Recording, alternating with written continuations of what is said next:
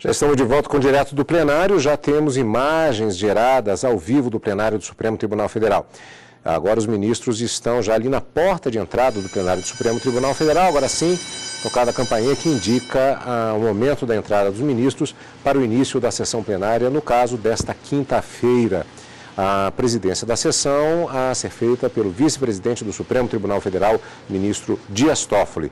Ontem foi a primeira vez que ele presidiu a sessão, já na condição de vice-presidente do Supremo Tribunal Federal, e hoje prosseguiremos os trabalhos exatamente sob a presidência do ministro, a presidência da sessão.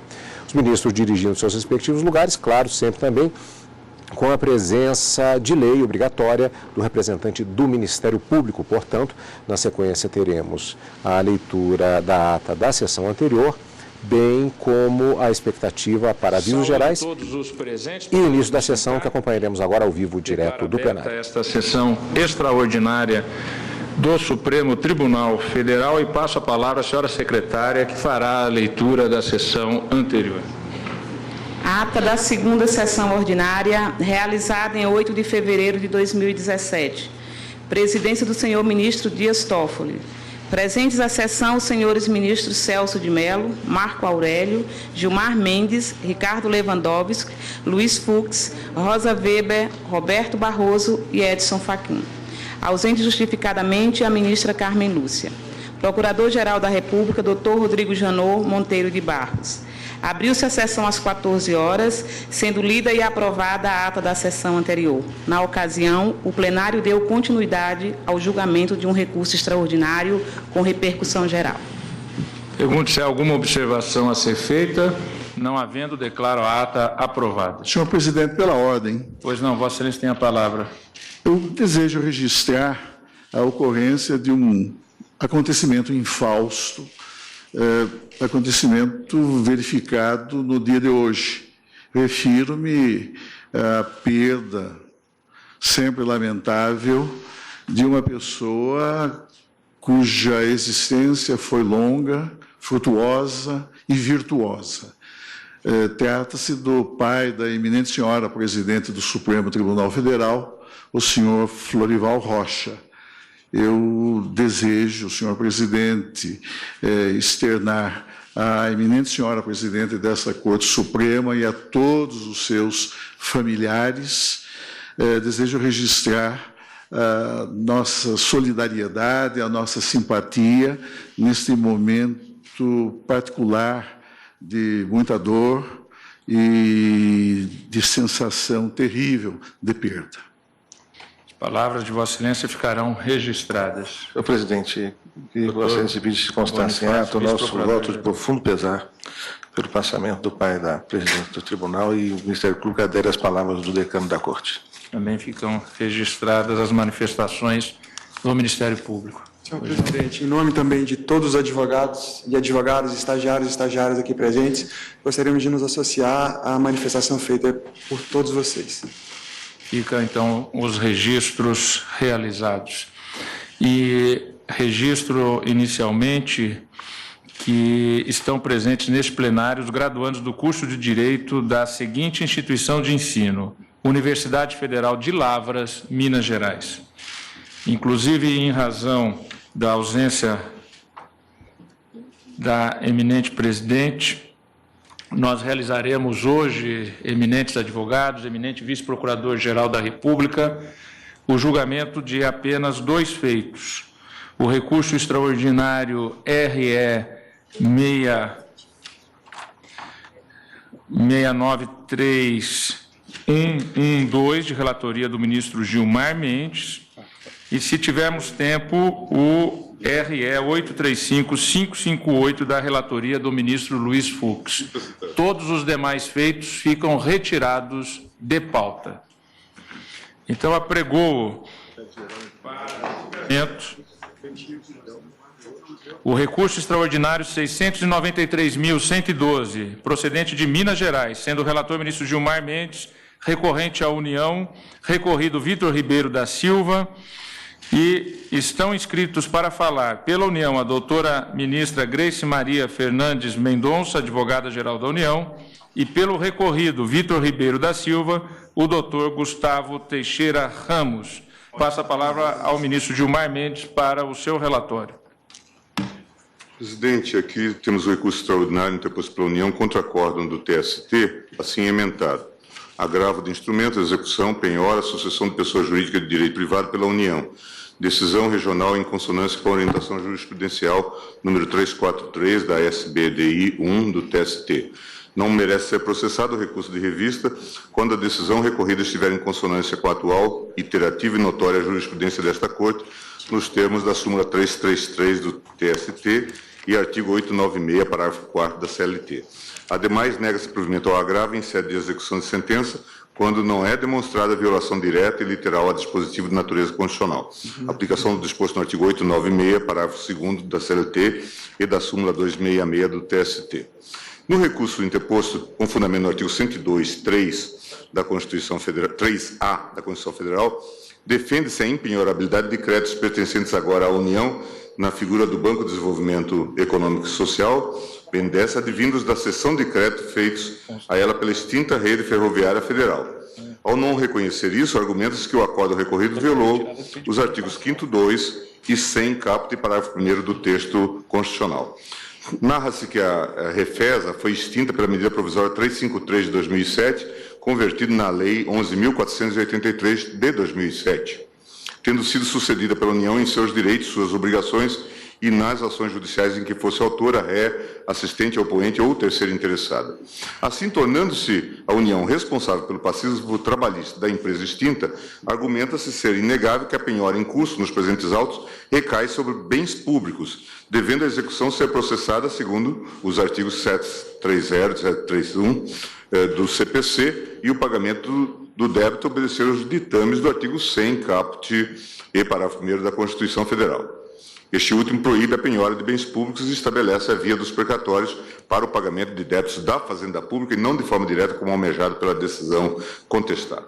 Postura-se também que, mesmo com a penhora tendo sido realizada antes da sucessão de débitos à União, não há direito real do credor sobre os bens em questão, já que não há direito adquirido desde a execução de bem já penhorado. Foram apresentadas contrarrazões, nas quais alega-se descabimento do recurso extraordinário, aduz-se que não há demonstração direta e literal de uma afronta à matéria constitucional suscitada e que a recorrente almeja a revisão de fatos e provas vedada pela súmula. O recorrido afirmou, ademais, que o crédito da Refesa, pessoa jurídica de direito privado, era passível de penhora, a qual ocorreu antes da edição da referida medida provisória.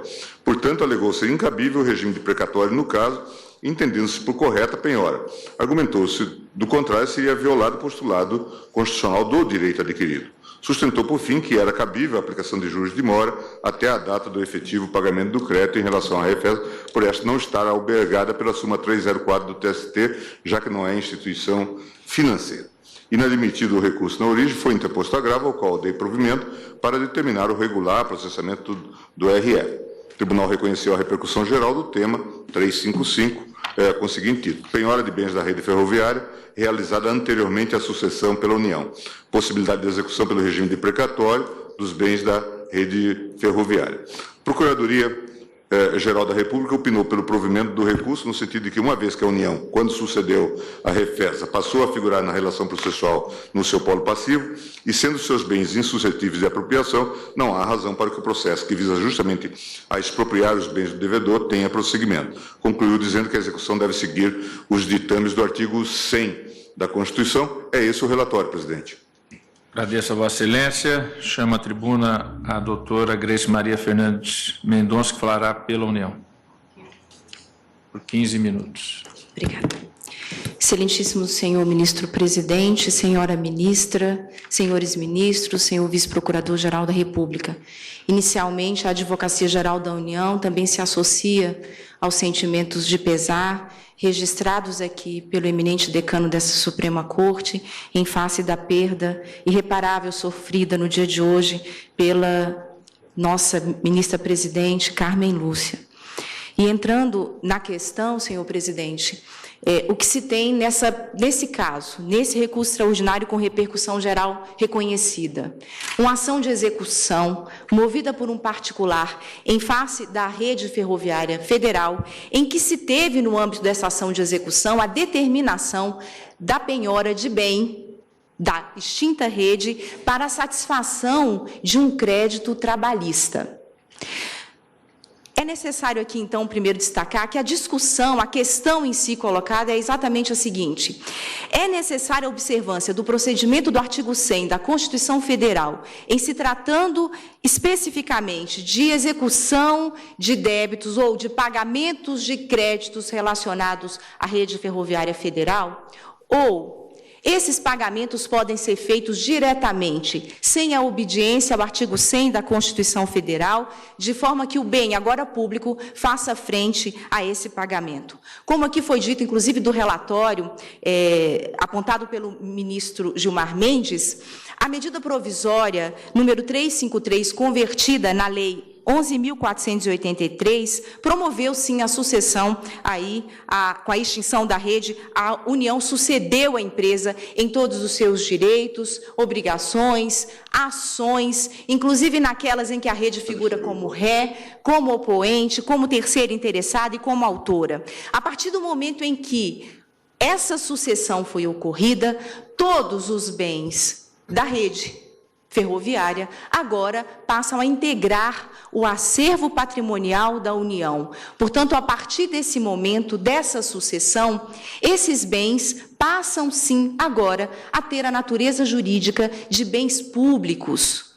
E como também de todos nós é sabido, o pagamento de débitos, agora de responsabilidade da União, em face da sucessão determinada por lei, esses pagamentos agora seguem, sim, o rito do artigo 100 da Constituição Federal, que vai exigir uma programação orçamentária indissociável do simples fato de se estar diante da figura do ente público, do ente central aqui no caso concreto, que é a União, que agora passa a ser o detentor de todo esse acervo patrimonial. Logo, no caso concreto, não se considera, e a União destaca isso ao longo de todas as suas manifestações no processo, não se considera, portanto, legítima a determinação feita no âmbito, inclusive, do acórdão, no sentido de se promover a penhora de crédito dessa natureza diretamente, sem obediência ao artigo 100 da Constituição Federal. E aqui, senhores ministros, é importante trazer, inclusive, uma questão de natureza prática. Como a União vai conviver e vai administrar dois regimes jurídicos distintos para pagamentos de seus débitos, porque agora a União passa a assumir, sim, a responsabilidade pelos débitos da extinta rede ferroviária federal. Como conviver com dois regimes? O regime de precatório e o regime agora próprio, inerente à gestão dos bens da rede ferroviária federal. Aliás, gestão essa que não é simples. E o número de penhoras relacionadas a esses bens é extremamente elevado. Apenas para se ter alguma noção aqui, e segundo a inventariança da rede, algo em torno de aproximadamente 400 processos ativos. Nesses 400 processos ativos, há sim penhoras sobre créditos relacionados à rede ferroviária federal. Todos relativos a contratos de arrendamento. Há mais de 5.000 penhoras. 5.000 penhoras de bens móveis e de bens imóveis da extinta rede ferroviária federal apenas para a satisfação de créditos trabalhistas, só no âmbito da Justiça do Trabalho. Há, na realidade, segundo a inventariança, também uma diversidade enorme de bens objeto dessa penhora, apenas para que se tenha uma ideia.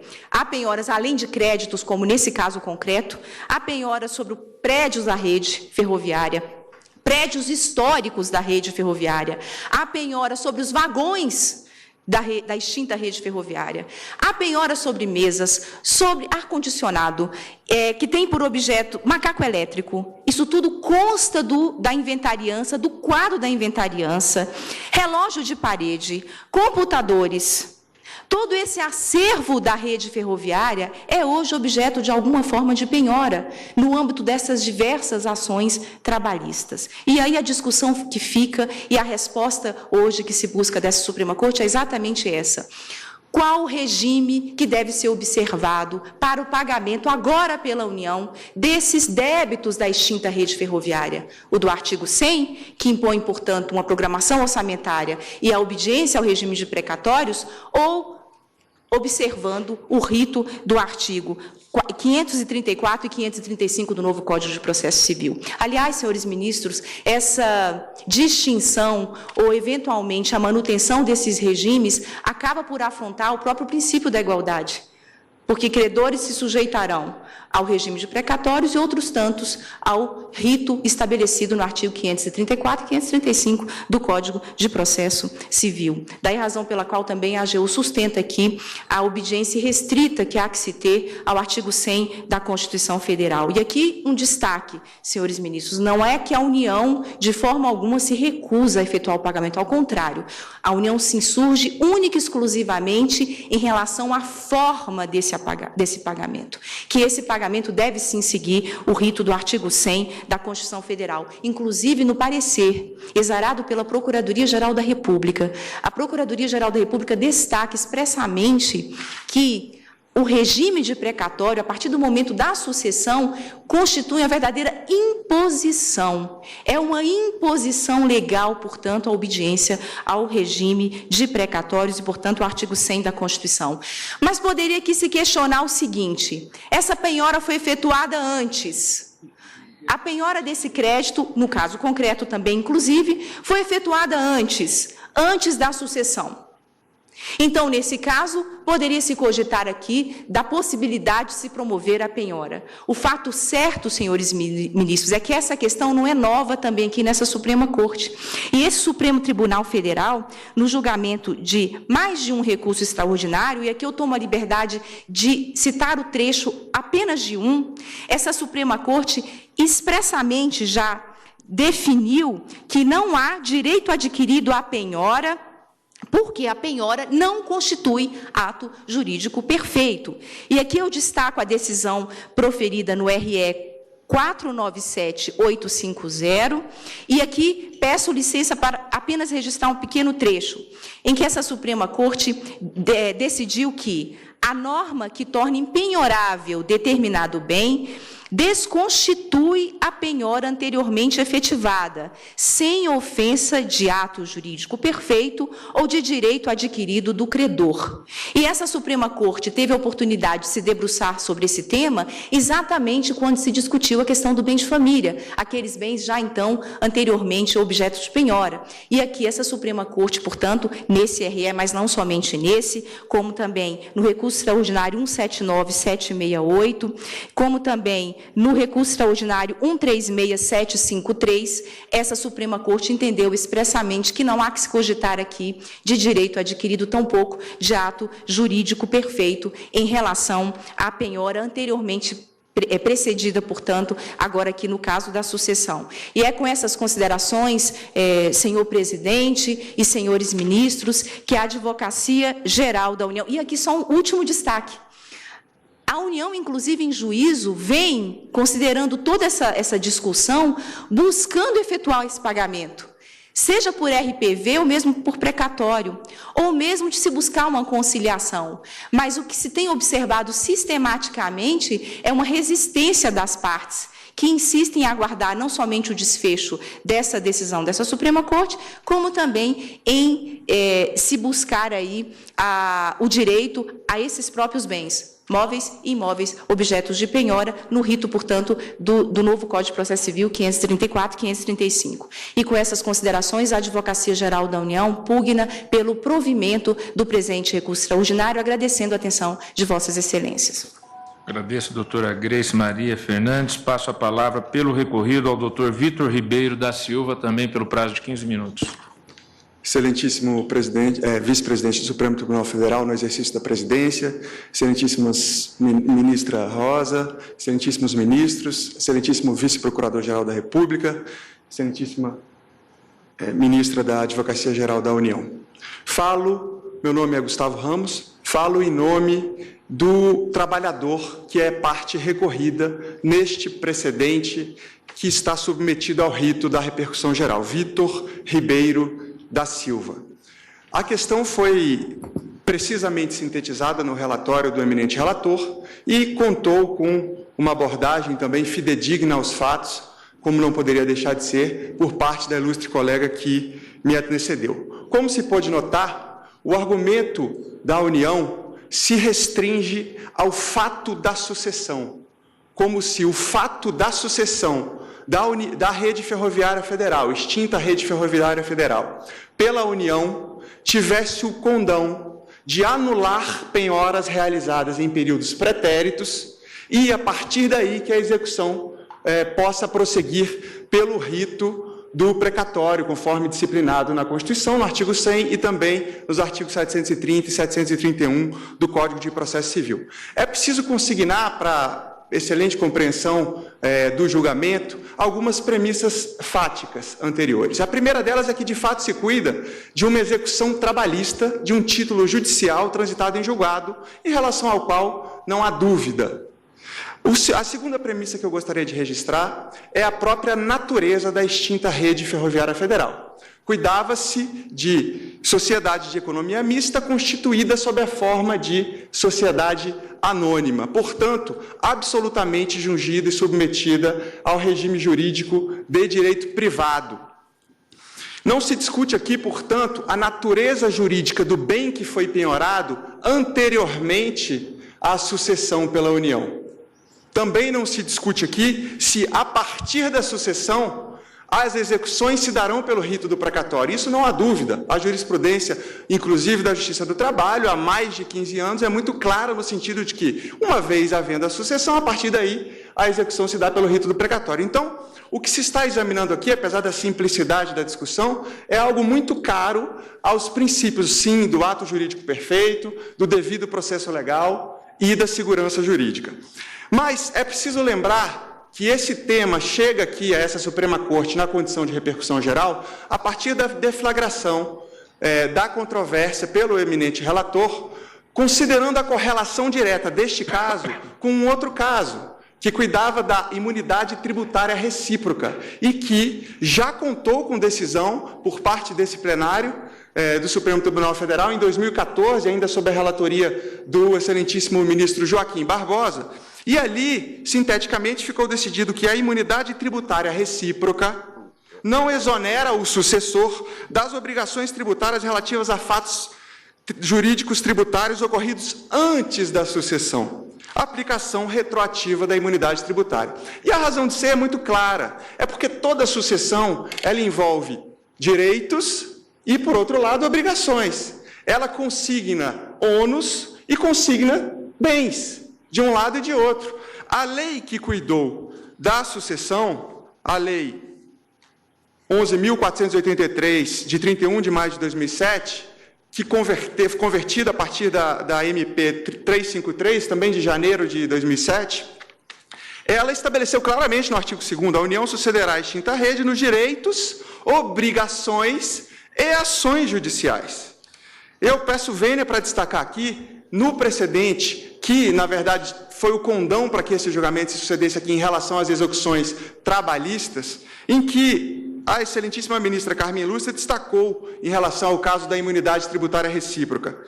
Ou seja, não estamos a discutir a questão nem do serviço público que era prestado, nem das condições. Então, voto restrito ao que definiu Vossa Excelência, no caso do ministro Joaquim Barbosa, que é a questão da sucessão. Até a sucessão, ela era obrigada a pagar. E, portanto, quem sucede, sucede com esse ônus. O ministro Marco Aurélio também usou uma expressão muito feliz no sentido de que e não poderia pretender, na sucessão, ter os bens e não os ônus existentes, que estavam alcançados, considerando o patrimônio da própria rede ferroviária, que não era um patrimônio tímido, jamais foi um patrimônio tímido. Esse, portanto, o primeiro argumento que eu trago, e é um argumento que dialoga com o fato de que, se não é possível existir imunidade recíproca superveniente, da mesma forma não pode haver uma anulação de fatos pretéritos. Ou seja, ainda que se pretenda uma alquimia e que os bens, a partir da sucessão, se tornaram bens públicos, nem a alquimia conseguiria alcançar um fato pretérito para dizer eles já eram públicos quando os bens pertenciam a uma empresa de natureza privada, que era a Rede Ferroviária Federal. É preciso também pontuar que nem mesmo a lei que cuidou da sucessão admitiu sequer implicitamente, e aí eu me arvoro aqui de um precedente do eminente ministro Celso de Mello, tratando do devido processo legal substantivo, mas sequer a lei, antes de citar o precedente, sequer a lei, ela admitiu a hipótese de levantamento da penhora para submeter ao regime de precatórios, porque ela previu, no seu artigo 5º, que nas hipóteses em que a União quisesse fazer o levantamento das penhoras, para tanto deveria ser constituído um fundo que ficaria a cargo do Ministério da Fazenda. Dispõe o artigo 5º. Fica instituído, no âmbito do Ministério da Fazenda, o fundo contingente da extinta Rede Ferroviária Federal, de natureza contábil, em valor suficiente para o pagamento de despesas decorrentes de eventuais levantamentos de gravames judiciais existentes em 22 de janeiro de 2007, incidentes sobre bens oriundos da extinta Rede Ferroviária Federal, ou seja, mesmo nas hipóteses que foram ditas aqui pela colega que me antecedeu, em que houvesse a penhora de um bem material, e no caso a penhora se deu sobre um crédito e não sobre um bem físico, mesmo nas hipóteses da penhora sobre um bem material, ao proceder ao levantamento da penhora, haveria um pagamento em dinheiro à parte, por causa do fundo que foi instituído no ato da lei de sucessão. Então, em respeito, aí sim, ao devido processo legal substantivo, a lei não ousou afrontar o devido processo legal também instrumental, processual, no caso concreto, porque não houve, excelências, alteração da legislação processual. O argumento da União é exclusivamente adstrito ao fato da sucessão. O precedente a que eu me referi, da lavra do ministro Celso de Mello, bem dispõe a questão. A essência do substantivo due process of law reside na necessidade de proteger os direitos e as liberdades das pessoas contra qualquer modalidade de legislação que se revele opressiva, destituída do necessário coeficiente de razoabilidade. Isso significa que o Estado não dispõe de competência para legislar ilimitadamente, de forma imoderada e irresponsável, gerando com o seu comportamento institucional situações normativas de absoluta distorção e até mesmo subversão aos fins que regem o desempenho da função estatal. A discussão é absolutamente adstrita também ao princípio da proteção à confiança, muito bem traduzido na doutrina de Hartmut Maurer, quando diz que o princípio da proteção à confiança parte da perspectiva do cidadão. Ele exige que sua confiança na existência de regulações estatais e na segurança da atuação estatal, às quais suas esperanças e disposições se referem, seja considerada. Seu objetivo não é somente a evolução contínua do direito, mas a persistência de atos jurídicos estatais, e no caso a penhora, indiscutivelmente, pelo menos, porém, a promulgação de regulações transitórias moderadas. E foi isso que a lei da sucessão cuidou de fazer, cuidou de preservar, ou seja, estabeleceu direitos e estabeleceu obrigações. Também, à luz do princípio da segurança jurídica, é possível defender aqui a manutenção da penhora anterior, repito, à sucessão. Isso porque a orientação jurisprudencial número 343 da egrégia subseção de direitos individuais do Tribunal Superior do Trabalho, pelo menos desde 2004, quando foi editada a OJ, mas para se constituir uma OJ, a ministra Rosa conhece muito bem, os precedentes eles antecedem, então ela não é constituída da noite para o dia. Então, pelo menos há 15 anos, a jurisprudência do Tribunal Superior do Trabalho, ela já orienta no sentido de que penhora, sucessão, artigo 100 da Constituição e execução. É válida a penhora em bens de pessoa jurídica de direito privado, realizada anteriormente à sucessão pela União. E prossegue, mas conclui, a decisão que a mantém não viola o artigo 100 da Constituição. Não por outro motivo, o Supremo Tribunal Federal tem inúmeros precedentes específicos cuidando da questão da sucessão da União, da rede pela União, em diversos acórdãos, decisões monocráticas. Eu cito aqui o agravo de instrumento 343.165, de relatoria do ministro Marco Aurélio, o RE 763707, relatoria da ministra Carmen Lúcia, em que ou se desconsiderou que a discussão era de natureza infraconstitucional, ou se manteve a decisão que manteve a penhora, sob o entendimento de que, de fato, não há violação ao artigo 100 da Constituição. Então, apesar de existir esse precedente, que foi citado, muito bem localizado, e se tratando de bem de família, no recurso da União, é uma discussão absolutamente lateral e não comprometedora da situação concreta deste caso. Eu concluo o argumento jurídico, excelências, caminhando para o final do tempo da minha sustentação, dizendo que também o princípio da razoável duração do processo estaria ameaçado aqui. Nós estamos cuidando de uma penhora que se realizou há 11 anos atrás, de uma reclamação trabalhista de um trabalhador que trabalhava para a FEPASA, foi sucedida pela Rede Ferroviária Federal e depois foi sucedido pela União.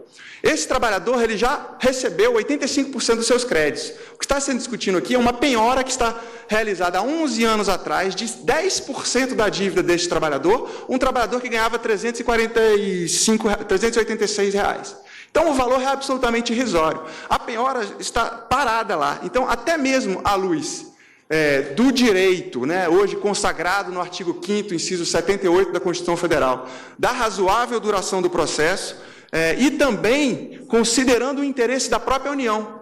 Já que a minha colega arrematou com um argumento de ordem pragmática, eu também o farei, considerando que, na medida em que o valor já está penhorado e era um crédito de um contrato da Rede Ferroviária com uma empresa de logística, é um crédito que já está à disposição e que nunca transitou, nunca ingressou verdadeiramente no patrimônio, a não ser do ponto de vista teórico, no patrimônio da União, a União nunca teve que desembolsar e nem terá que desembolsar para fazer o pagamento desses créditos trabalhistas. Já se decidir pelo regime do precatório, aí sim haverá inclusive a inclusão de juros de mora e a União aí sim despenderá dinheiro. Então, por todas essas razões, agradecendo a atenção de Vossas Excelências, a parte recorrida pede pela rejeição do recurso extraordinário da União e, se for eventualmente fixada alguma tese, que seja proximamente ao que está disposto hoje já na OJ 343 da SDI do TST. Muito obrigado. Agradeço ao doutor Gustavo Teixeira Ramos e passo a palavra ao relator para o seu voto. Senhor presidente, como se viu e conforme assentei quando submeti a matéria à análise da repercussão geral, duas questões devem ser examinadas por esta Corte. A validade da penhora de bem da extinta Refesa, Rede Ferroviária S.A., realizada anteriormente à sucessão dos seus créditos pela União, e a possibilidade de execução prosseguir mediante precatório. Isso está claramente colocado também nas duas sustentações, boas sustentações, tanto da advogada-geral quanto do doutor Gustavo.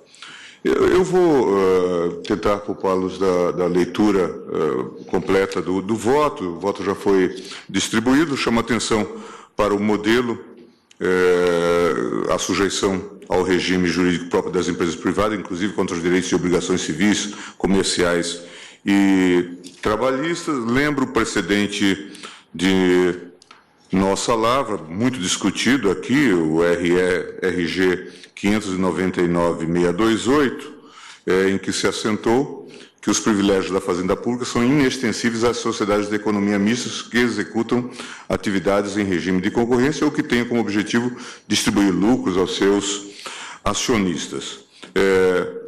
Também cito o precedente da lavra do ministro Celso de Mello, nosso decano, aí, agravo regimental 616-138, no qual se assentou que o processo de execução por quantia certa contra a Fazenda Pública acha disciplinado nos termos do que prescreve a própria Constituição, por normas especiais que também se estendem às entidades autárquicas, sendo-lhes inaplicável o regime jurídico previsto no parágrafo 1º do artigo 173 da Constituição, peculiar tão somente às empresas públicas, às sociedades de economia mista e respectivas subsidiárias, quando especificamente instituídas para exercer atividades no domínio econômico.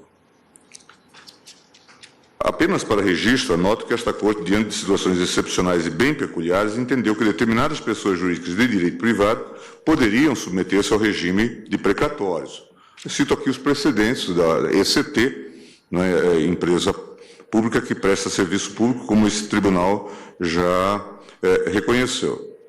E repasso, então, todas essas questões, presidente, para caminhar para a conclusão, chamando a atenção, aquilo que já foi também falado da tribuna, sobre precedente da relatoria do ministro Joaquim Barbosa, em que se discutiu o tema da imunidade recíproca, que faz um pouco paralelo com essa questão, em que se assentou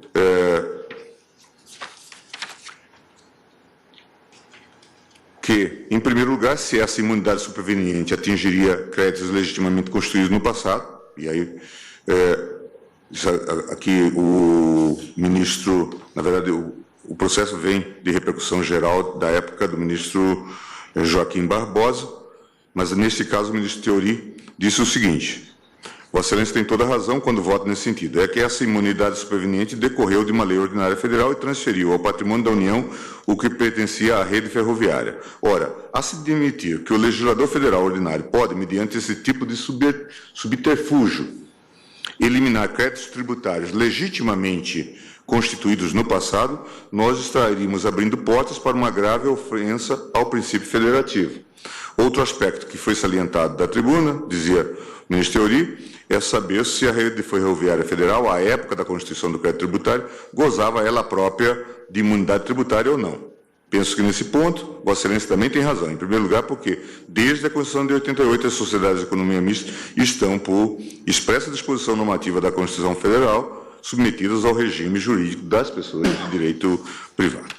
Embora, claro, não versem sobre a mesma questão, no fundo, os dois julgados tratam da mesma questão jurídica, a saber, a possibilidade de se concederem privilégios próprios de pessoa jurídica de direito público, sucessora de empresa privada, aos atos processuais praticados antes da sucessão.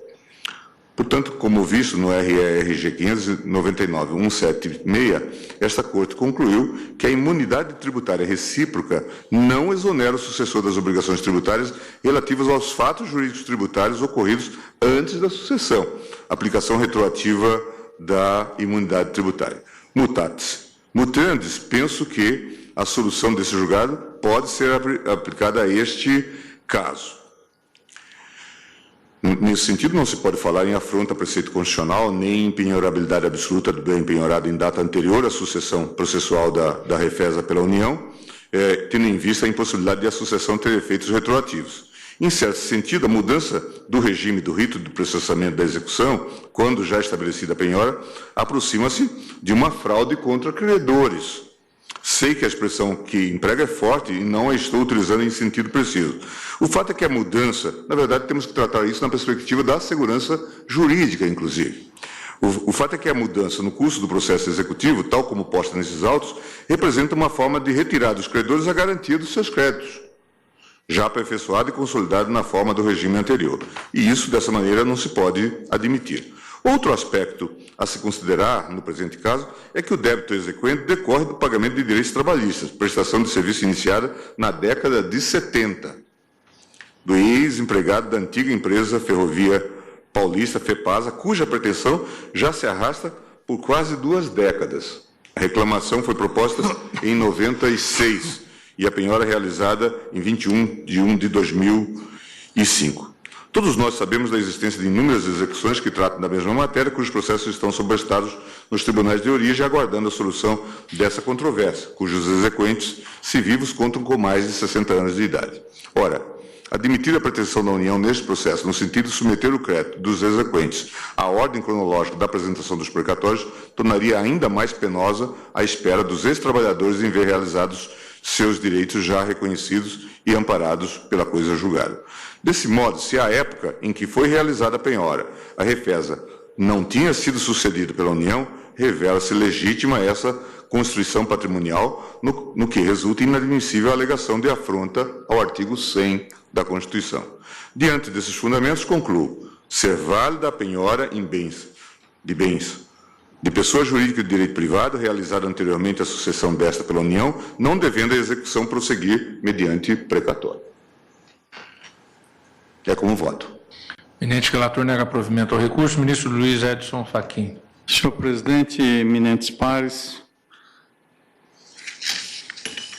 eminente relator, ministro Gilmar Mendes, a conclusão que o eminente relator traz no sentido de negar provimento leva em conta substancialmente o respeito aos atos processuais praticados antes da sucessão. A penhora, nesse caso, deu-se em 2006 e a sucessão deu-se praticamente um ano depois, em 2007. E, portanto, nesta medida, o que no voto de Sua Excelência se denomina de situação jurídica consolidada, impõe o respeito à penhora realizada anteriormente. E é nessa direção a conclusão que também cheguei, sem embargo de, eventualmente, abrir-se algum debate em relação ao valor residual que possa decorrer de um remanescente do ponto de vista da execução. Todavia, a expressão que o eminente ministro relator utilizou no sentido de referir-se a uma situação jurídica consolidada e, em alguma medida, compreendendo também a impossibilidade de mudar o regime da própria execução, escolhendo a sucessora, o regime que lhe pareça mais favorável, parece conduzir nesta mesma direção. Foi o que, aliás, o juízo da execução concluiu. Portanto, levando em conta esses aspectos e o voto proferido por Sua Excelência nesta direção, vale dizer, admitindo, portanto, que a execução prossiga na forma pela qual principiou, ou seja, aqui podemos denominar como se pode aurir dos autos a execução direta. Com esta manifestação, estou acompanhando integralmente o voto do eminente relator. Ministro Luiz Roberto Barroso.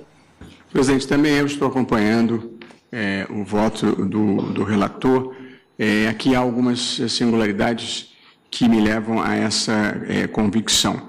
A primeira, a de que o trânsito em julgado se deu quando a Rede Ferroviária Federal ainda existia autonomamente como sociedade de economia mista, portanto, como pessoa jurídica de direito privado.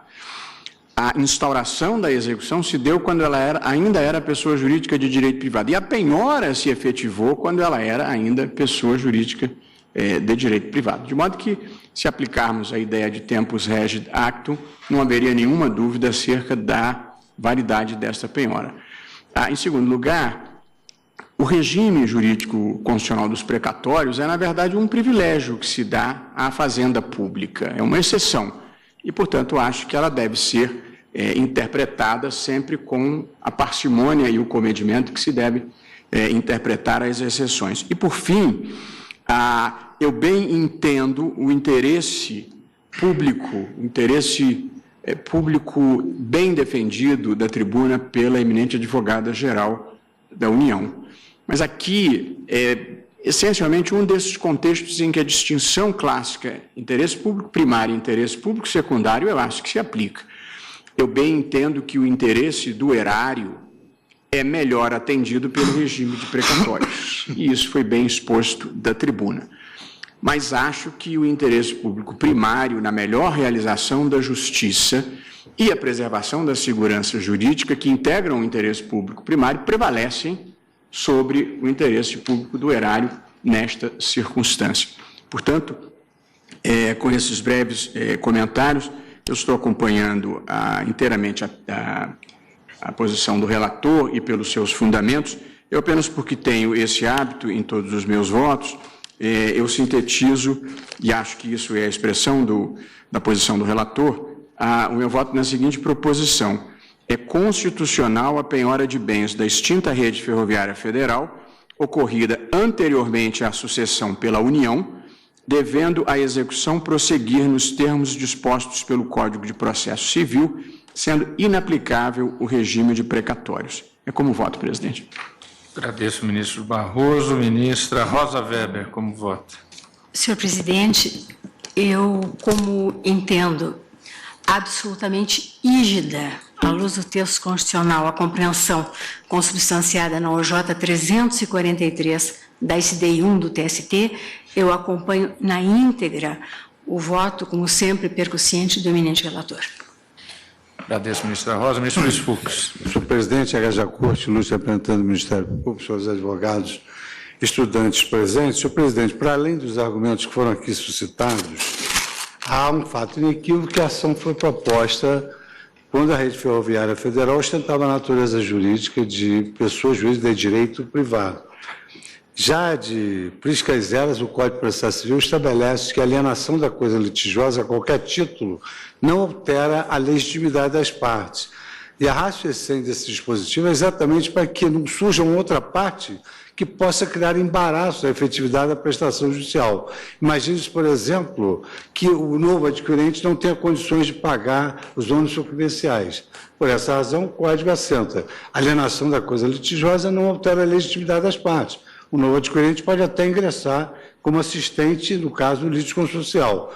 O mesmo se dá nesses casos de sucessão das empresas, porque aqui, no caso concreto, na verdade, não se trata da surpresa de se defrontar com uma pessoa jurídica hipossuficiente. Na verdade, a parte originária, que iniciou a sua demanda contra uma pessoa jurídica de direito privado, agora se depara com uma outra pessoa que tem significativas prerrogativas processuais que, de alguma maneira, postergam a satisfação do seu direito. Então, a estabilidade do elemento subjetivo da demanda é uma regra já sedimentada de há muito, e, juntamente com os argumentos aqui utilizados pelos ministros que me antecederam, fazem com que eu também conclua no mesmo sentido do percussente voto do ministro Gilmar Mendes. Agradeço, ministro Luiz Fux. Como voto, o ministro Ricardo Lewandowski. Com o relator. Ministro Marco Aurélio. No caso, a execução se faz contra a rede ferroviária, não contra a fazenda pública.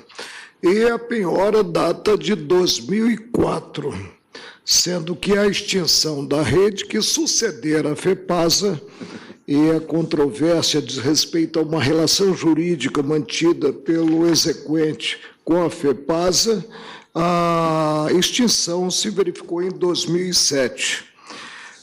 Não se trata aqui, presidente, de questionar a impenhorabilidade de bens públicos, mas sim de bens privados. E a segurança jurídica direciona no sentido de manter-se o quadro delineado pelo judiciário até então, ou seja, admitida a penhora verificada. A orientação é uma orientação que tem predominado não apenas na Justiça do Trabalho, no campo da Justiça do Trabalho, como também no Supremo. E há uma orientação jurisprudencial, que é a orientação 343 da subseção especializada em dissídios individuais do Tribunal Superior do Trabalho. Vamos marchar sempre homenageando a segurança jurídica. Desprovejo o recurso. Ministro Marco Aurélio também acompanha o relator. Ministro Celso de Mello. Também eu, senhor presidente, o voto do eminente ministro Gilmar Mendes, relator, confere efetividade ao princípio da segurança jurídica, ao postulado da proteção da confiança do próprio cidadão e do administrado, e respeita o ordenamento positivo vigente no momento em que se praticou o ato de penhora. O ato de penhora ocorre, no caso, no dia 24 de janeiro de 2005, e a extinção da Rede Ferroviária Federal S.A., com a consequente sucessão por parte da União Federal, dá-se em 2007. Portanto, como aqui já foi salientado, inteiramente aplicável à espécie o critério tempus regit actum, ou seja, respeita-se a relação de contemporaneidade entre o ato efetivado e o ordenamento jurídico então vigente. De outro lado, o voto do eminente ministro Gilmar Mendes também faz prevalecer na espécie a orientação jurisprudencial já consagrada pelo Tribunal Superior do Trabalho, no sentido de ser válida a penhora em bens de pessoa jurídica de direito privado, como a Rede Ferroviária Federal S.A., Sociedade de Economia Mista, sob forma de sociedade anônima, realizada anteriormente ao momento em que se registrou a sucessão pela União Federal, não se viabilizando desse modo a aplicação ao processo de execução, o regime jurídico pertinente ao artigo fundado no artigo 100 da Constituição da República, vai dizer o regime jurídico do precatório. Também tenho para mim que o voto em questão claramente evidencia a ausência de qualquer transgressão ao que dispõe o artigo 100 da Constituição da República. Eu acompanho integralmente, senhor ministro relator, senhor presidente, em consequência, nego o provimento ao recurso extraordinário da União. O ministro Celso de Mello também acompanha o relator. Eu também proclamo que acompanho o relator. Vamos agora, então, ministro relator, à tese, na medida em que houve unanimidade no sentido da negativa de provimento. Presidente, eu tinha dito aqui já nos fundamentos que concluía ser válida, né, é válida a penhora em bens de bens de pessoa jurídica de direito privado realizada anteriormente à sucessão desta pela União, e não devendo a execução prosseguir mediante precatório. O ministro Barroso propõe que seja... Estou de acordo. Eu não tinha visto Vossa Excelência enunciar a tese. Apenas eu usei rede ferroviária, Vossa Excelência usou o gênero. Estou de acordo. Estou de acordo. A repercussão geral. Pergunto aos eminentes colegas, todos estão de acordo com a tese enunciada no voto do ministro relator? Então, eu proclamo que, por unanimidade, foi negado provimento ao recurso extraordinário e também, por unanimidade, fixada a tese no sentido de que é válida a penhora em bens de pessoa jurídica de direito privado realizada anteriormente à sucessão desta pela União, não devendo a execução prosseguir mediante precatório.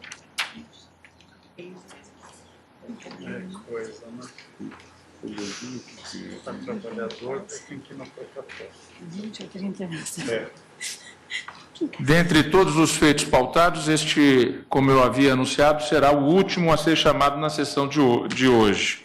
Trata-se do recurso extraordinário 835.558, que procede de São Paulo, sendo o relator o ministro Luiz Fux, recorrente o Ministério Público Federal. Recorrido consta apenas as iniciais GCG. Eu passo a palavra ao eminente ministro Luiz Fux para o seu relatório. Antes, eu pergunto ao eminente vice-procurador-geral da República se irá sustentar. Não irá. Não há sustentação oral, eminente relator. Então, Vossa Excelência pode ir já ao relatório e ao voto. Senhor presidente, Egrégia Corte, ilustre representante do Ministério Público, senhores advogados, estudantes presentes. Senhor presidente, aqui a matéria objeto desse recurso, com repercussão geral, é saber qual é a justiça competente nos casos de crime ambiental de exportação ilegal de animais silvestres em caráter de transnacionalidade do delito. Então, a discussão é saber se compete à Justiça Estadual ou à Justiça Federal. Então, eu fiz uma digressão no voto sobre... Vai ser rápido, ministro Gilmar. Tá bom. Eu fiz uma digressão no voto sobre a competência da Justiça Estadual, sobre a competência da Justiça Federal, e, no primeiro momento, eu assento que nem todo crime ambiental é da competência da Justiça Federal. Mas aqui nós temos o caráter da transnacionalidade. Então, eu trouxe uma emenda autoexplicativa que eu tenho a impressão de que esclarece toda a digressão que eu fiz no voto. O voto é muito extenso, não há nenhuma necessidade de lê-lo. Então, eu digo o seguinte, e ao final eu anuncio uma tese submetida ao crivo dos tesistas aqui da Corte. As florestas, a fauna e a flora restam protegidas no ordenamento jurídico, inaugurado pela Constituição de 88, com poder dever comum da União, dos Estados e do Distrito Federal e dos municípios, artigo 23, 7 da Constituição. Deveras, a Carta Magna dispõe que todos têm direito a um meio ambiente ecologicamente equilibrado, bem de uso comum do povo, essencial à sadia qualidade de vida, impondo-se ao poder público e à coletividade o dever de defendê-lo e preservá-lo para as presentes e futuras gerações. Artigo 225 da Constituição Federal, razão pela qual incumbe ao poder público proteger a fauna, a flora, vedadas na forma da lei as práticas que coloquem em risco sua função ecológica, provoquem a extinção de espécies ou submetam os animais à crueldade. Constituição Federal, artigo 225, parágrafo 1º, inciso 7º. A competência da Justiça Estadual é residual em confronto com a Justiça Federal à luz da Constituição Federal e da própria jurisprudência do Supremo. A competência da Justiça Federal aplica-se aos crimes ambientais que também se enquadram nas hipóteses previstas na Constituição quando estabelece a competência da Justiça Federal, ou seja, tem que se unir o crime ambiental e mais aqueles pressupostos previstos na Constituição que acarretam a competência da Justiça Federal. Porque se esses pressupostos não forem cumpridos, a competência para o julgamento do crime ambiental pode ser estadual ou federal. Eu digo, a competência da Justiça Federal, ela aplica-se nas seguintes coisas. Se a conduta atentar contra bens, serviços ou interesses diretos específicos da União ou de suas entidades autárquicas, B, os delitos previstos tanto no direito interno quanto em tratado ou convenção internacional tiverem iniciada a execução no país, mas o resultado tenha ou deveria ter ocorrido no estrangeiro ou, na hipótese inversa, tiverem sido cometidos a bordo de navios e aeronaves, bem como se houver violação de direitos humanos ou ainda guardem conexão ou continência com outro crime de competência da Justiça Federal, ressalvada a competência da Justiça Militar e da Justiça Eleitoral, conforme a previsão expressa da Constituição, que são, digamos assim, segmentos da Justiça Federal. Aí assento que as violações ambientais mais graves, recentemente testemunhadas no plano internacional e no Brasil, repercutem de modo devastador na esfera dos direitos humanos e direitos fundamentais das comunidades inteiras. E aí eu faço assim uma passagem filosófica sobre a biodiversidade, a ecologia e as violações ambientais em geral. No item 7º, eu assento que o Estado brasileiro firmou compromissos internacionais de proteção à flora e à fauna. Assento no item B que o Estado brasileiro é signatário de convenções e acordos internacionais, e cito eles aqui, ratificado pelo Decreto Legislativo 3, em vigor no Brasil desde 26 de novembro de 65, Convenção de Washington, Convenção de Diversidade Biológica, e aqui cito vários e vários tratados e convenções. E acrescento também a questão da adesão do Brasil ao princípio da precaução. E no item 8º, eu, já me encaminhando para a conclusão, eu disponho que a ratio essência das normas consagradas no direito interno e no direito convencional conduz à conclusão de que a transnacionalidade do crime ambiental voltada à exportação de animais silvestres atinge interesse direto, específico e imediato da União, voltada à garantia da segurança ambiental no plano internacional, em atuação conjunta com a comunidade das nações. E aí concluo, atrai a competência da Justiça Federal a natureza transnacional do delito ambiental de exportação de animais silvestres, nos termos do artigo 109, inciso 4º da Constituição Federal de 1988. E aí passa ao caso concreto, porque essa foi a parte objetiva do recurso. Um caso cuida-se de envio clandestino de animais silvestres ao exterior, a implicar interesse direto da União no controle de entrada e saída de animais do território nacional, bem como na observância dos compromissos do Estado brasileiro perante a comunidade internacional para a garantia conjunta de concretização do que estabelecido nos acordos internacionais de proteção do direito fundamental à segurança ambiental. Por esses fundamentos, eu estou, dando provimento ao recurso extraordinário para fixar a competência da Justiça Federal. E 2, fixo a seguinte tese, submetida aos especialistas em tese. Compete à Justiça Federal processar e julgar o crime ambiental de caráter transnacional que envolva animais silvestres ameaçados de extinção e espécimes exóticas ou protegidas por tratados e convenções internacionais. Então, eu dou provimento e fixo essa tese. O eminente relator dá provimento ao recurso e propõe a tese. Vamos escolher inicialmente os votos a respeito, então, do provimento ou não ao recurso. Ministro Luiz Edson Fachin. Senhor presidente, eminente relator, ministro Luiz Fux, eminentes pares, eu principio já assentando que estou acompanhando o eminente relator na conclusão, na qual fixa a competência da Justiça Federal à luz da própria ausência de uma previsão criminal específica na legislação interna a tutelar na ambiência do direito penal os animais em extinção. Sem embargo, como se pode aurir da posição, creio, pelo que pude verificar do eminente ministro relator, fazer-se um assento em documentos internacionais, especialmente na Convenção sobre o Comércio Internacional e a Proteção de Animais em Extinção, que foi tanto ratificada por decreto legislativo quanto promulgada no Brasil, isso de há muitos anos, data de 1975, Sem embargo, portanto, dessa circunstância, o que define a competência na hipótese concreta, tal como Sua Excelência assentou, é o inciso 4º do artigo 109 da Constituição, assentada essa definição no interesse da União. E, portanto, nesta medida que há portanto, uma indicação clara da atribuição da competência do juiz federal. É por essa razão que talvez, e só estou me adiantando, ainda que eu não integre o rol dos tesistas, permito-me adiantar nessa medida que a tese proposta, ao fazer referência a tratados e convenções internacionais, talvez deva, quiçá, cingir-se numa formulação não tão rica quanto esta, mas talvez mais adequada à solução do caso, ao interesse da União, nos termos do inciso 4º do artigo 109 da Constituição Federal. Mas isso, de qualquer sorte, fica para a tese. Eu estou, pelos argumentos que foram versados pelo eminente relator, acompanhando a conclusão, tal como exposta pelo ministro Luiz Fux. Agradeço ao ministro Fachin. Ministro Luiz Roberto Barroso.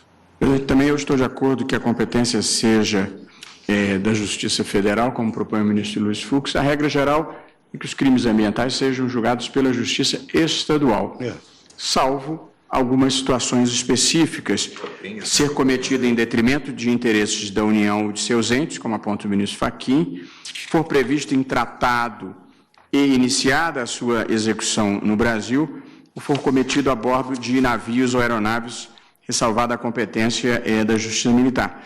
Eu estenderia a ideia de tratados e convenções para uma um pouco mais abrangente de compromissos internacionais do país. E acho que, neste caso, até o ministro Fachin citou um tratado específico, que eu, para ser sincero, na minha pesquisa não havia detectado. Mas, seja como for, eu não tenho dúvida que o tráfico de animais silvestres é um crime de natureza ambiental que viola compromissos internacionais, documentos internacionais, de modo que eu estou acompanhando o ministro Luiz Fux. Agradeço ao ministro Luiz Roberto. Eu cito essa normação aqui que foi suscitada pelo ministro Fachin. Ministra Rosa Weber. Senhor presidente, eu estou acompanhando também o eminente relator, os colegas que me antecederam, destacando 35 aranhas vivas, provenientes de criadouros não autorizados, sem a devida permissão, mais 58 aranhas vivas, 2 escorpiões e um jabuti. Exportação irregular, eu acompanho a competência da Justiça Federal para este julgamento. Agradeço a ministra Rosa Weber. Ministro Ricardo Lewandowski. Senhor presidente, senhores ministros, eu acompanho também o bem fundamentado voto do ministro Luiz Fux. Eu entendo também que aí é que surge o interesse claro da União e, portanto, a competência da Justiça Federal. Eu anotei da tese do eminente ministro relator que Sua Excelência especificou bastante ou qualificou a expressão animais silvestres, salvo engano meu, para também incluir ou incluir apenas os exóticos ou em extinção. Mas eu penso, com a devida vênia, que todos os animais silvestres que sejam indevidamente exportados para o exterior ou levados para o exterior, recaem na competência da Justiça Federal. Mesmo aqueles que não estejam em extinção ou não sejam propriamente exóticos. Uma cobra comum, um animal silvestre comum, um macaco, etc. Aqui não exclui, que envolva animais silvestres, animais ameaçados de extinção. Então é vírgula. Pois não. Eu entendi pela leitura rápida que Vossa Excelência fez, ou talvez eu não tenha entendido bem, que Vossa Excelência estivesse limitando os animais silvestres a essas duas categorias, em extinção e exóticos. Então, se não é o caso, eu estou inteiramente de acordo com Vossa Excelência. Ministro Ricardo Lewandowski, que também acompanha o relator. Ministro Gilmar Mendes. Também. Gilmar Mendes acompanha. Ministro Marconi. Proteção do meio ambiente é dever de todos. É dever da coletividade e é dever do poder público nas 3 esferas. Então, de início, nós temos até a competência concorrente. para dispor a respeito, como ressaltado pelo ministro Luiz Fux, relator. No caso, há uma singularidade, é que o conflito versa sobre exportação, né? Por isso, o fato atrai em si a competência da Justiça Federal e, portanto, a atuação na persecução criminal do Ministério Público Federal. Ministro Marco Aurélio também acompanha o relator. Ministro Celso de Mello. Pleno acordo com o belo voto do eminente ministro Luiz Fux. Eu também cumprimento o eminente relator, acompanho Sua Excelência e passaríamos à tese. Eu adianto aos eminentes colegas que, na linha do que manifestou o eminente ministro Luiz Edson Fachin, eu teria uma sugestão a fazer à tese. Eu perguntaria aos eminentes colegas se eu poderia realizar essa proposição antes da coleta dos votos. Qual é a proposição, presidente? Não é do relator? Eu lembro, eu vou trazer um voto por escrito que farei juntar, e nesse voto eu lembro que em uma discussão aqui, antecessor na minha cadeira, o ministro Pertence, ele lembrava que compete em regra à Justiça Estadual processar e julgar crimes ambientais, salvo se a conduta deletiva atentar contra bens, serviços ou interesses diretos e específicos da União ou de suas entidades autárquicas ou empresas públicas.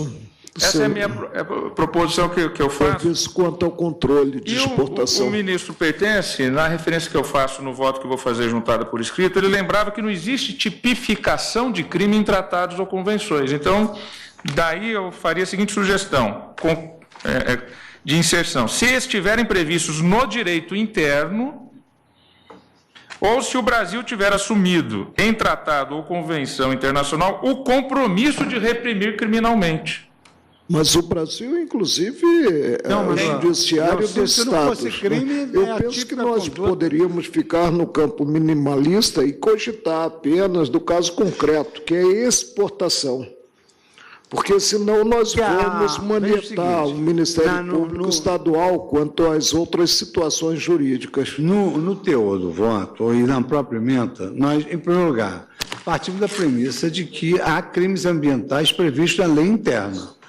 2, que o crime ambiental tanto pode ser processado e julgado perante a Justiça Estadual ou perante a Justiça Federal. O tema afetado da repercussão geral é o seguinte: é saber, porque começou na Justiça Estadual esse caso, é saber se nas hipóteses de exportação ilegal de animal silvestre há competência da Justiça Federal. Foi isso que foi afetado a repercussão geral. Por isso que eu estou me adstringindo a assentar. Compete à Justiça Federal processar e julgar o crime ambiental de caráter transnacional que envolva animais silvestres, animais ameaçados de extinção e espécies exóticas ou proibidas por compromissos internacionais. Porque só o fato dessa transnacionalidade já implica necessariamente na competência da União. E no bojo do voto, que na própria emenda, eu digo em que hipótese compete à Justiça Federal. No item 4 da emenda, eu digo, também se enquadram essa conduta atentar contra bens ou serviços de interesse da União, os delitos previstos no direito interno, quando tratado de convenção tiverem iniciado a execução no país, mas o resultado ou dever ser ocorrido no estrangeiro, tiverem sido cometidos a bordo de navios e aeronaves, houver grave violação de direitos humanos ou ainda guardarem conexão ou continência com crime de competência federal. Então, na emenda, tem todas as hipóteses em que a competência é da Justiça Federal. E aí eu faço uma imbricação da hipótese concreta com essas premissas constitucionais e chego à conclusão que a competência é da Justiça Federal. Eu estou de pleno acordo. A única sugestão é que Vossa Excelência traduz da seguinte forma a seguinte parte da tese. Se estiverem previstos no direito interno e em tratado ou convenção internacional. Eu, nesta parte, eu sugeriria o seguinte: se estiverem previstos no direito interno ou se o Brasil tiver assumido em tratado ou convenção internacional ou compromisso de mas aí reprimir surge o criminalmente... problema da tipologia, que é... Mas não há tipificação criminal no direito internacional, geralmente não se tem tipo penal, né, e obrigatório no território brasileiro. A lei ambiental, inclusive, cria uma figura que nós não conhecemos, que é o crime cometido por pessoa jurídica. Há crimes previstos. Na lei ambiental, há crimes previstos. A questão é que, enfim, a Constituição em matéria penal estabelece que o princípio da tipicidade que se veicula, que se observa mediante edição de lei formal, vedada, inclusive, a utilização de medida provisória.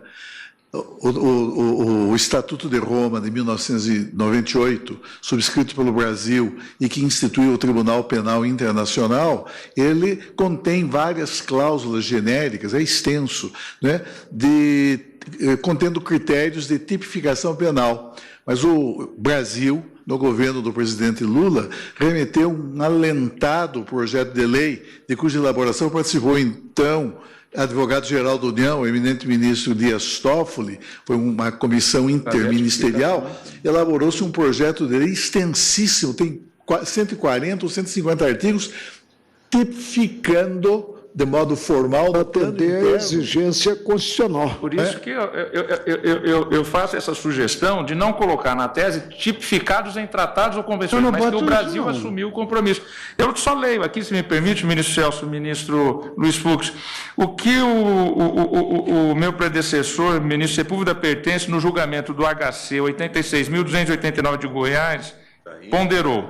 Disse, ipsis literis, o ministro Pertence: não dou a locução constitucional, sub aspas, crimes previstos em tratados ou convenção internacional, fecho as sub aspas, que está na Constituição, o sentido de crimes tipificados nos tratados ou convenções. Disse, então, Pertence, ou seria a mais inócua das disposições constitucionais, porque séculos afora não conheço nenhuma convenção ou tratado que haja tipificado crime e combinado pena. Primeira turma, relator, ministro Ricardo Lewandowski, que citou ministro Sepúlveda Pertence, fazendo referência ao ministro Sepúlveda Pertence. Então, é só a questão na redação, quando fala tipificados no direito interno ou tratados internacionais, a minha sugestão é tipificados no direito interno ou que o Brasil tenha assumido o compromisso internacional. Não, mas aí, veja, Vossa Excelência, em termos, acaba colocando em segundo plano a exigência constitucional de que haja lei em sentido formal, lei brasileira, e admite a tipificação em tratado.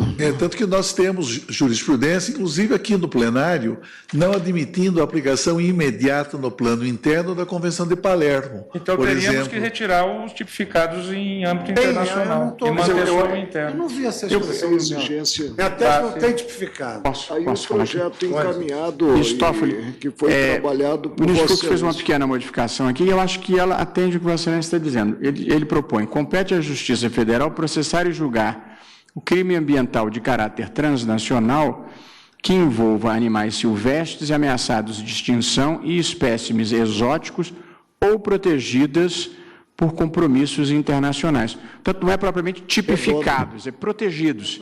Aí acho que está bem. Mas, perdão, aí eu voto com a minha objeção respeitosa, original. Nós estamos qualificando animais silvestres, portanto, restringindo o universo de ações puníveis e de competência da Justiça Federal. Eu penso que poderíamos parar apenas dos animais silvestres, porque qualquer tipo de exportação de animal silvestre, a meu ver, sem a devida autorização do IBAMA ou dos órgãos competentes, é ilegal e merece a repressão estatal. É que eu procurei, isso aqui me baseado também no caso concreto, mas é possível. Compete à Justiça Federal processar e julgar o crime ambiental de caráter transnacional que envolva animais silvestres protegidos por compromissos internacionais. Está bem? Está ótimo. Evita... Se Vossa Excelência quiser botar uma vírgula depois, ou enfim... Animais silvestres, animais ameaçados... Eu colocaria protegidos para incluir os animais silvestres lato sensu. Porque a cláusula é limitativa. A proteção pode ser interna. Por isso eu tiraria a última cláusula, a referência à Convenção Internacional. Não, mas é porque para que a competência seja da Justiça Federal, É preciso que, além do crime ser ambiental, ele tenha conexão com essas... Tem uma conexão com esses compromissos internacionais. Não, mas eu não estou a jungir, né, pelo menos o meu ponto de vista, a existência de convenção internacional. Basta que se tenha a exportação de animal silvestre, né, e configurando o tipo penal para, no caso, considerada a exportação, serviço, portanto, da fiscalização da União, chegasse à competência da Justiça Federal. Porque, senão, se nós submetermos essa competência à existência de convenção internacional, nós estaremos... Não é ou, aqui é ou. Aqui, na verdade, é processo de crime ambiental. Adjuntivo, não conectivo. De caráter transnacional, que envolva animais silvestres ameaçados de extinção e espécies, ou protegidos por compromissos internacionais. Quer dizer, se o Brasil se compromete no tratado a coibir essas exportações, fica de bom tamanho. A Justiça Federal é que é competente para coibir. Mas talvez, não sei se valeria a pena, apenas para explicitar, compromissos internacionais assumidos pelo Brasil. É a sugestão que eu fiz, né? Ótimo. Então fica... Ainda bem que eu tive a humildade de dizer que não era um especialista em terra. Vamos, então, uma redação final, ministro Fux, como relator, depois dos debates. Elaborada. Mas a tese ela é um produto da coletividade. Não, mas está expressado. Isso não... Para a quantidade de gente formada em direito que a gente tem aqui na sala, até que foi rápido. Ministro Luiz Fux, por favor, só... Fica assim, compete à Justiça Federal processar e julgar o crime ambiental de caráter transnacional que envolva animais silvestres, ameaçados de extinção e espécies exóticas ou protegidos por compromissos internacionais assumidos pelo Brasil. Isso. Acho que representa bem. Então eu proclamo... Eu queria emprestar o sentido mais lato possível aos animais silvestres. Aí eu tenho a impressão, se ouvir direito, animais silvestres ameaçados de extinção. Eu queria dizer, se Vossa Excelência concordar, que qualquer tipo de exportação de animal, de qualquer tipo de animal silvestre que seja exportado sem autorização, ainda que não esteja em extinção ou não seja exótico, ele cai sob a competência da Justiça Federal. Eu usei o texto do documento internacional assinado pelo Brasil. Não? O Brasil assinou vamos supor que alguém exporte alguns macacos, bugios, que não estão em extinção. Então, é uma espécie que, felizmente, ainda sobrevive em grande número no Brasil. Mas uma exportação indiscriminada, maciça desses animais, pode levá-los à extinção. Nós não estamos descriminalizando a conduta, não. Nós só estamos dizendo qual é a justiça competente. Não, eu sei, mas é que o meu argumento... Se for extinção, se for raro... Ou se não, é tudo. Tudo. Se Vossa Excelência me disser que essa redação, ela abrange tanto os animais silvestres quanto os exóticos e também os em extinção, também. É isso. Acho que é o que consta. O ministro Fux poderia... Não é o que consta da formulação da tese? Vossa Excelência poderia reler, ministro Fux? Não entendi. São animais silvestres, animais ameaçados. Isso, todos. Animais que consistam em espécies raras. Isso, que a fórmula seja o mais abrangente possível. Ela está bem abrangente. O eminente vice-procurador-geral gostaria... Um pequeno adendo, que independentemente dos tratados, dos compromissos do Brasil, parece que a pedra de toque seria a transnacionalidade, porque o controle de fronteiras é da União. E aí, então, eu... Não, está no voto também isso. Está no voto também o controle de fronteira. É só que eu li só a ementa, né? Aprovada a tese do relator. Aprovada a tese do Pudesse, eu diria menos capivara, porque eu queria tanto me livrar das que invadem o meu jardim. Eu proclamo, então, o resultado. Por unanimidade, foi dado provimento ao recurso nos termos dos votos proferidos e também por unanimidade fixada a tese nos termos do voto do relator. Decisão, todas elas unânimes. Como anunciei anteriormente, não serão chamados os demais feitos que estavam na constante da sessão de hoje e, portanto, findada a nossa pauta, declaro, agradecendo a presença de todos, encerrada a sessão.